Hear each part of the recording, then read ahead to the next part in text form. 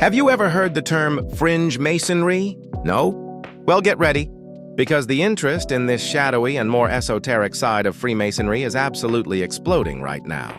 For a lot of Freemasons, the idea of fringe groups is totally alien. They stick to the familiar, the 3 Masonic degrees, or maybe even the Holy Royal Arch, which is steeped in Christianity. But back in 1972, a famous Masonic scholar named Ellie Howe wrote that fringe masonry was irregular, not because they were some kind of outlaw bikers, but because they dared to promote degrees beyond those main ones, essentially encroaching on territory that the Grand Lodges consider their exclusive preserve. Who are these groups? More so, what are we talking about here? It's important to be clear that fringe groups are not the same as the ancient and accepted Scottish Rite or the York Rite, which are totally recognized by regular Grand Lodges. No, the active fringe organizations are the ones that live just outside the world of regular Masonry. They often rub up against it, sometimes claiming to be more authentic in a way. The big names you hear include the Rite of Memphis and Masonry, which sounds like an Indiana Jones movie, the Swedenborgian Rite, and the Ancient Order of Zuzumites. Historically, these guys weren't just about charity and brotherhood, and they had a serious interest in spirituality. Howe noted that late 19th century fringe masons in England were openly identified with occultism. I mean, come on, that's a hook!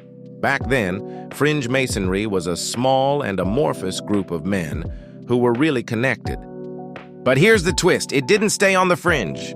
The explosion of groups like Memphis, Masonry, the Swedenborgians, and the Zuzumites were an essential part of the Masonic evolution in the 19th century. It's truly fascinating how this all played out. Many of these orders eventually got absorbed into the very system we know today. For example, some parts of the Rite of Perfection formed the basis of the ancient and accepted Scottish Rite. Others, frankly, just collapsed or disappeared entirely. And that brings us to the real meat of this discussion. When you read texts from the Asiatic Brethren or the Ancient Order of Zuzumites, you see certain themes popping up over and over again. Themes like Kabbalah, alchemy, and Rosicrucianism.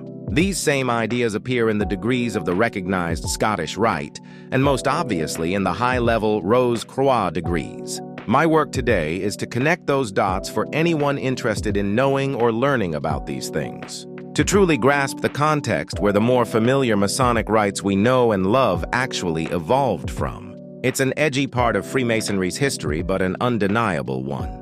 It shows us that Masonry has always been a powerful magnet for those seeking a deeper connection to the spiritual world.